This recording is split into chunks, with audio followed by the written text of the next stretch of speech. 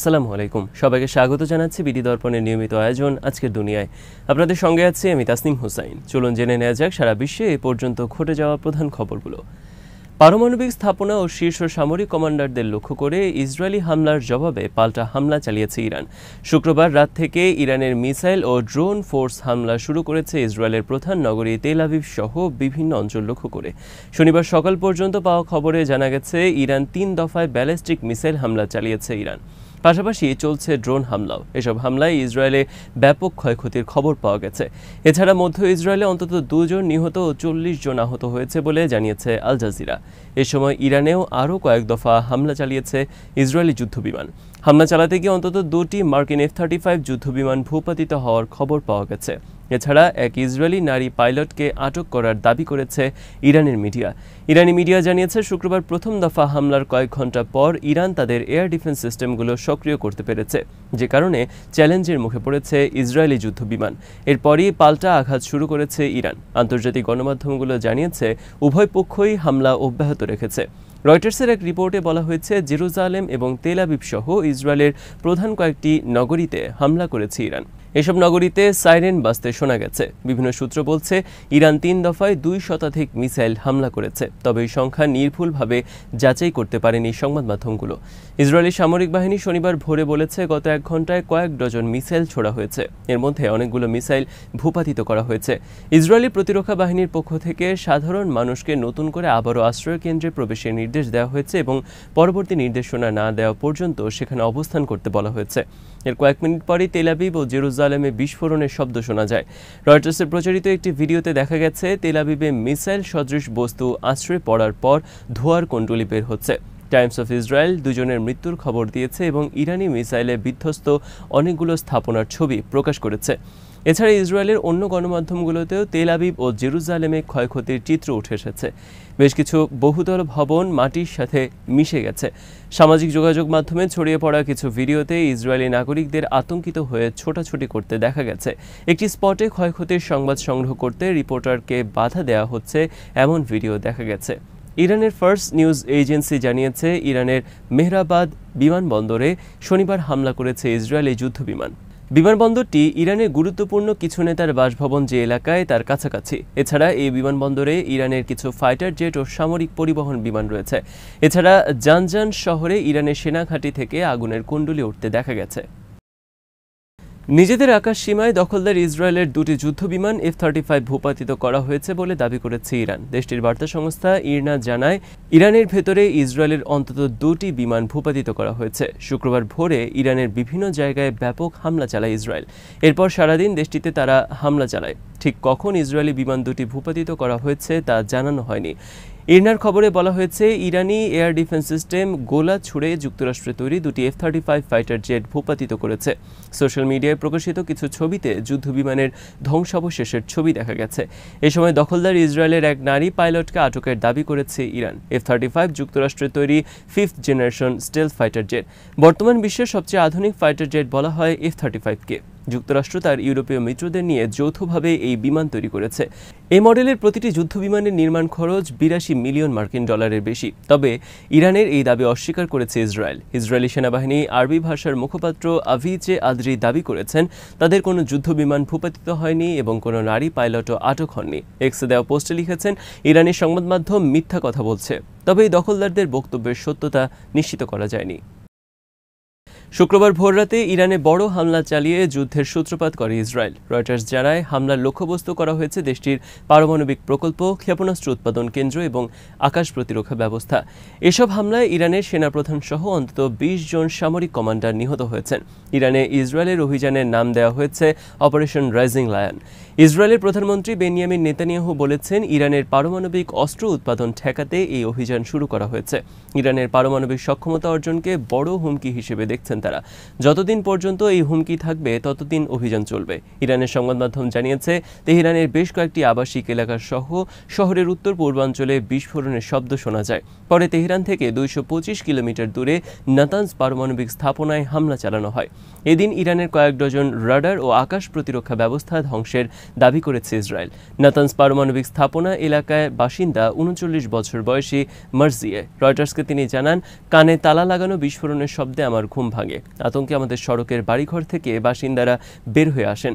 আমরা সবাই ভীত হয়ে পড়েছিলাম। শুক্রবার ভোররাতে এই হামলায় ইসরায়েলের প্রায় 200টি যুদ্ধবিমান অংশ নিয়েছিল বলে জানান দেশটির সামরিক বাহিনীর মুখপাত্র ব্রিগেডিয়ার জেনারেল এফিন দেরফিন। তিনি বলেন 8 শহরে শতাধিক লক্ষ্যবস্তুতে আঘাত হানা হয়েছে। পরে শুক্রবার ইরানের সংবাদ মাধ্যম নূর নিউজ জানায় তেহরানের আবাসিক এলাকায় ইসরায়েলি হামলায় 78 জন নিহত ও 329 জন আহত হয়েছেন। নিহত ব্যক্তিদের মধ্যে 6 জন পরমাণু বিজ্ঞানী রয়েছেন। এরপর শুক্রবার সন্ধ্যায় ইরানের উত্তর পশ্চিমাঞ্চলের তাবরিজ শহর সহ কয়েকটি এলাকায় হামলা চালায় ইসরায়েল। ইরানের ফোর্দো পারমাণবিক স্থাপনার কাছে বিস্ফোরণের শব্দ শোনা যায় বলে জানিয়েছে ফার্স্ট নিউজ। ইরানের ইসলামী রেভলিউশনারি গার্ড কোর জানিয়েছে ইসরায়েলের হামলায় তেহরানে তাদের প্রধান কার্যালয় ক্ষতিগ্রস্ত হয়েছে। এই বাহিনীর প্রধান হোসেন সালামি নিহত হয়েছেন। তেহরানে আবাসিক এলাকায় হামলায় বেশ কয়েকটি শিশুও নিহত হয়েছে। এছাড়া হামলায় ইরানের সেনাপ্রধান মেজর জেনারেল বাঘেরি নিহত হয়েছেন বলে জানিয়েছেন দেশটির রাষ্ট্রীয় টেলিভিশন IRINN। ইসরায়েলের হামলায় নিহত হয়েছেন ইসলামী রেভলিউশনারি গার্ড কোরের বিমান বাহিনীর কমান্ডার আমির আলী হাজিজাদেও। ইসরায়েলি বাহিনীর দাবি, ইসরায়েলে হামলার প্রস্তুতি নিতে হাজিজাদে ও তার শীর্ষ সহকর্মীর একটি ভূগর্ভস্থ কমান্ড সেন্টারে বৈঠক করছিলেন। হামলায় পুরো সেন্টারটি ধ্বংস হয়ে যায়। হামলায় ইরানের অন্তত 20 ঊর্ধ্বতন সেনা কর্মকর্তা নিহত হয়েছেন বলে জানায় রয়টার্স। এছাড়া শনিবার সকালে কিছু ইরানি সূত্র দেশটির নৌবাহিনী প্রধানের নিহত হওয়ার খবর স্বীকার করেছে। ইরানের সর্বোচ্চ ধর্মীয় নেতা আয়াতুল্লাহ আলী খামেনি জানিয়েছেন সম্মুখ যুদ্ধে ইসরায়েলকে মোকাবেলা করার জন্য ইরানের সামরিক বাহিনী প্রস্তুত রয়েছে। এক্ষেত্রে ইসরায়েলের প্রতি কোনো দয়া প্রদর্শন করা হবে না। শুক্রবার এক্সে এক বার্তায় এবং একটি ভিডিও পোস্ট করেন খামেনি। এক্স বার্তায় বলেন, ইরানে হামলা করে জায়নবাদী শাসক গোষ্ঠী একটি বড় ভুল, গুরুতর অপরাধ এবং চরম বেপরোয়া আচরণ করেছে। আল্লাহর কসম, এই হামলার ফলাফল হবে গুরুতর এবং জায়নবাদী শাসক গোষ্ঠী ধ্বংস হয়ে যাবে। জায়নবাদীদের হামলায় ইরানে যারা নিহত হয়েছেন তাদের রক্ত ইরানের জনগণ বৃথা যেতে দেবে না। নিজেদের আকাশ সীমায় অনুপ্রবেশও সহ্য করবে না। আমাদের সশস্ত্র বাহিনীর সদস্যরা প্রস্তুত রয়েছে। দেশের সর্বস্তরের মানুষ তাদের পাশে আছেন। শুক্রবার ভোর রাতে ইরানের রাজধানী তেহরান সহ অন্তত 8টি শহরে বড় ধরনের বিমান হামলা করে ইসরায়েলের বিমান বাহিনী। এতে নিহত হয়েছে অন্তত 78 জন, আহত হয়েছে প্রায় 300। এরপর এক্স বার্তায় আয়াতুল্লাহ আলী খামেনি বলেন, এই অশুভ, ঘৃণ্য এবং সন্ত্রাসী জায়নবাদীদের শক্ত জবাব দেওয়ার সময় এসেছে এবং আল্লাহর ইচ্ছায় আমরা তা দেব। তাদের প্রতি কোনো দয়া দেখানো হবে না। মার্কিন সংবাদ মাধ্যম নিউ ইয়র্ক টাইমস জানায়, ইরানের প্রেসিডেন্ট মাসুদ পেজিশকিয়ান ও সর্বোচ্চ নেতা খামেনিকে লক্ষ্য করে হামলার চেষ্টা চালাচ্ছে ইসরায়েল। সংবাদ মাধ্যমটি বলছে, ইরানের রাজধানী তেহরানের পাস্তুর এলাকায় ইসরায়েলি হামলা রুখে দিতে এয়ার ডিফেন্স সিস্টেম ব্যবহার করছে দেশটির বাহিনী। আর ওই এলাকায় থাকেন প্রেসিডেন্ট মাসুদ পেজিশকিয়ান ও সুপ্রিম নেতা আয়াতুল্লাহ আলী খামেনি। সেখানকার বাসিন্দারা নিউ ইয়র্ক টাইমসকে বলেছেন, এই এলাকায় অব্যাহতভাবে এয়ার ডিফেন্স সিস্টেম থেকে মিসাইল ছোড়া হচ্ছে যেন ইসরায়েলি মিসাইল সেখানে কোনোভাবেই আঘাত হানতে না পারে। অন্যদিকে ইরানে ইসরায়েলের পাল্টা হামলা থেকে বাঁচতে আত্মগোপনে চলে গেছেন নেতানিয়াহু। ইসরায়েলি সংবাদ মাধ্যম টাইমস অফ ইসরায়েল জানিয়েছে, ইরানে মিসাইল হামলার জবাবের সময় মাটির নিচে বাংকারে চলে যান দখলদার ইসরায়েলের প্রধানমন্ত্রী নেতানিয়াহু। তার সঙ্গে রয়েছে তার সব নিরাপত্তা বাহিনীর প্রধান ও উচ্চপদস্থ মন্ত্রীরা। নেতানিয়াহু অন্যান্য মন্ত্রীদের সঙ্গে ইরানের মিসাইল হামলার জবাব নিয়ে আলোচনা করছেন। কিভাবে হামলার জবাব দেওয়া হবে এ ব্যাপারে তাদের মধ্যে কথাবার্তা চলছে। শুক্রবার তেহরানে হামলার পর নেতানিয়াহু এক ভিডিও বার্তায় বলেন, আমরা ইসরায়েলের ইতিহাসে এক গুরুত্বপূর্ণ মুহূর্তে দাঁড়িয়ে আছি। কিছুক্ষণ আগে শুরু হয়েছে ইসরায়েলের অপারেশন রাইজিং লায়ন। আমাদের এই সামরিক অভিযানের লক্ষ্য ইরানি হুমকি প্রতিরোধ করা। যতদিন না এই হুমকি বন্ধ হচ্ছে ততদিন এই অভিযান চলবে। এই বক্তব্য দেওয়ার পরপরই তিনি শীর্ষ কর্মকর্তাদের নিয়ে বাংকারে আশ্রয় নেন। ইরানে ইসরায়েলের অতর্কিত হামলার সঙ্গে যুক্তরাষ্ট্রের কোনো সংশ্লিষ্টতা নেই বলে জানিয়েছেন দেশটির পররাষ্ট্রমন্ত্রী এবং প্রেসিডেন্ট ডোনাল্ড ট্রাম্পের নিরাপত্তা বিষয়ক উপদেষ্টা মার্কো রুবিও। ইসরায়েলের সম্পূর্ণ নিজস্ব সিদ্ধান্তে এই হামলা চালিয়েছে বলে জানিয়েছেন তিনি। ইসরায়েলের দোসর ভেবে মধ্যপ্রাচ্যের মার্কিন ঘাঁটিগুলোতে যেন হামলা না করা হয় সেজন্য ইরানকেও সতর্কবার্তা দিয়েছেন তিনি।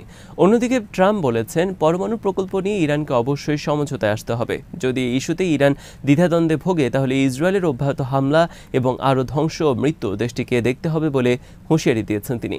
শুক্রবার ভোররাতে ইরানে বড় ধরনের হামলা শুরু করে ইসরায়েল। হামলার এক বিবৃতিতে মার্কিন পররাষ্ট্রমন্ত্রী রুবিও বলেন, আমরা ইরানে হামলার সঙ্গে সংশ্লিষ্ট নই এবং আমাদের প্রধান মনোযোগের বিষয় হল মধ্যপ্রাচ্যে মার্কিন ঘাঁটিতে অবস্থানরত সেনাদের নিরাপত্তা। তাই আমি পরিষ্কারভাবে বলতে চাই যে মধ্যপ্রাচ্যে যুক্তরাষ্ট্রের সামরিক স্থাপনা ও সেনাদের আঘাত করা একেবারেই উচিত হবে না ইরানের জন্য। ইরানের হামলার পর শুক্রবার নিজের সামাজিক মাধ্যম ট্রুথ সোশ্যালে পোস্ট করা বার্তায় ট্রাম্প বলেন, ইতোমধ্যে অনেক মৃত্যু ও ধ্বংস হয়েছে। পরবর্তীতে হামলাগুলো আরও নিষ্ঠুর হবে এবং সবকিছু শেষ করে দেবে। কিন্তু এখনও এই ধ্বংস থামানোর সুযোগ আছে। ইরানকে অবশ্যই সমঝোতায় আসতে হবে এবং সেটি হতে হবে সবকিছু শেষ হয়ে যাওয়ার আগেই। তাই যত দ্রুত সম্ভব সমঝোতায় আসুন। আর কোনো ধ্বংস নয়, কোনো মৃত্যু নয়। ঈশ্বর আপনাদের সবাইকে আশীর্বাদ করুন। বৃহস্পতিবার মার্কিন সংবাদ মাধ্যম ফক্স নিউজকে ট্রাম্প বলেছিলেন, ইরান কখনো পারমাণবিক অস্ত্রের অধিকারী হতে পারবে না। পাশাপাশি দেশটি ফের কূটনৈতিক আলোচনায় ফিরে আসবে বলেও আশা প্রকাশ করেছিলেন ট্রাম্প। আজ এখানেই শেষ করছি। সবাই ভালো থাকুন, সুস্থ থাকুন আর দেখতে থাকুন বিডি দর্পণ। চ্যানেলটি ভালো লাগলে সাবস্ক্রাইব করুন, সংযুক্ত থাকুন আমাদের ফেসবুক পেজে। আল্লাহ হাফেজ।